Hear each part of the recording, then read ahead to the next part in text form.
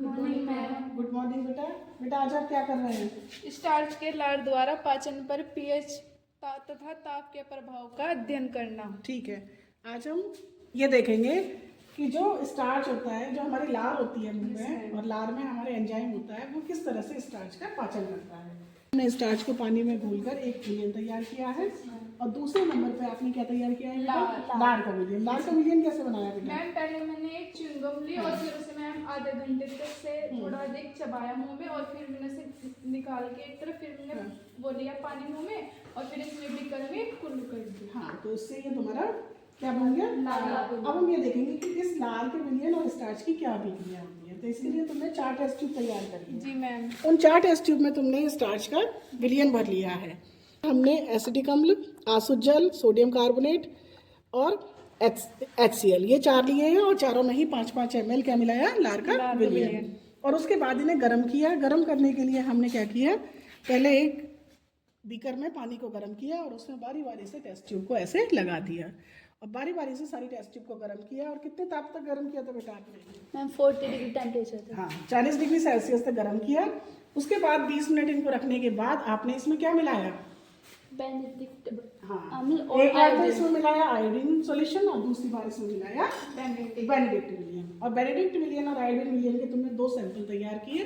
इधर आएंगे बेटा। और फिर हमने ये देखा कि सब में क्या क्या कलर आ रहा है। तो हम देख रहे हैं सारी प्यालियों में अलग अलग कलर आ रहा है। तो हम अब ये देखेंगे कि जो हमारा, और हमने सबके पीएच भी देखे हैं, पीएच मान चेक करे हैं। तो हम ये देखेंगे कि जो हमारा अधिकतर पाचन होगा वो किस पीएच पर होता है। ठीक है, ये तो हमारा चलेगा पीएच का प्रभाव का अध्ययन, जो हमारा रिजल्ट अभी आएगा धीरे धीरे। दूसरा हमने करा है ताप का प्रभाव। वो कैसे किया गया है? स्टार्च का सिस्टम। हमने क्या करा? 4 टेस्ट ट्यूब में स्टार्च विलियन लिया, और उसमें 10 ml आसुत जल लिया। ठीक है, और उसमें हर एक टेस्ट ट्यूब में तुमने फिर लार का विलियन भी मिला दिया। यानी कि इन दोनों को अब तुम मिलाकर तुम इनका देख रहे हैं कि क्या होगा। तो हम इनको क्या करेंगे? सबको इस बार बर्फ में रखेंगे, जैसे कि दिखाएंगे। इस बार जो हमारे विलियन होंगे उसे किस में रख देंगे हम? अब हम 0 डिग्री सेल्सियस पर रखेंगे एक प्रणाली को, एक को 25 डिग्री सेल्सियस पर, और एक को 100 डिग्री। यानी हम 3 ताप पर इन 3 टेस्ट ट्यूब को रख देते हैं।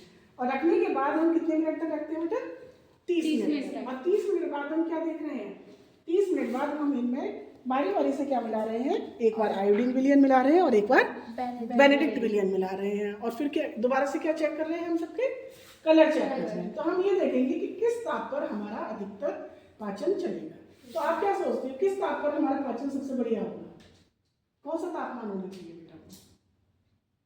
वो तापमान हमारा बॉडी टेम्परेचर होना चाहिए। ठीक है, तो हमारा 0, 25 और 100 में जो सही पाचन होगा वो लगभग 25 पर होगा। वैसे तो बॉडी टेम्परेचर से होता है, और इसी प्रकार हमारे बॉडी की पीएच मान 7 होता है। तो आसुत जल जो लिया है उसमें हमारा पीएच जो होगा वो सबसे बढ़िया वाला काम करेगा। तो हमें 2 रिजल्ट समझ में आते हैं कि हमारा जो बॉडी टेम्परेचर है उसके हिसाब से ही हमारे एंजाइम सारे काम करते हैं। ठीक है, और हमें क्या समझ में आया इस प्रैक्टिकल से? कि हमें जो ये सॉल्यूशन डालेंगे हम जितने भी, ठीक है, इन सब पर कौन काम कर रहा है? स्टार्च। और धीरे धीरे हम देखेंगे कि अगर जिसमें पाचन बढ़िया हो गया होगा वहाँ सारा स्टार्च किसमें बदल जाएगा? स्टार्च का विलियन जब लार के साथ क्रिया करेगा तो इसमें आयोडीन टेस्ट देगा, और ना ही बेनेडिक्ट टेस्ट देगा। ठीक है, तो जिस पीएच पर, जिस ताप पर वो सबसे अच्छे रिजल्ट देगा, उस पर हमारा कोई रिजल्ट कलर नहीं आएगा। तो हमें समझ में आ जाएगा कि हमारा सारा लार जो है वो स्टार्च को पचा चुका है। ठीक है बेटा, तो यहाँ पर हम कलर चेंज से, टेम्परेचर और इन सब से हम ये देखेंगे कि क्या ये प्रैक्टिकल है। ठीक है, अभी सारा कंप्लीट करिए। Okay, thank you.